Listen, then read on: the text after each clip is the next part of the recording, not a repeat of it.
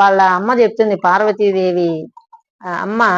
ఆమె చెప్తుంది, అమ్మా ఎందుకు నువ్వు ఆ పరమేశ్వరుని ఏముందని పోతున్నావు ఆయన దగ్గరికి, ఎందుకు నీకు ఆయనే భర్తగా కావాలనుకుంటున్నావు, ఆయనకి దగ్గరికి వెళ్ళాలంటే నువ్వు చాలా ఘోరమైనటువంటి తపస్సు చేయాలి, తపస్సు అంటే మాటలు కాదు అని చెప్తుంది.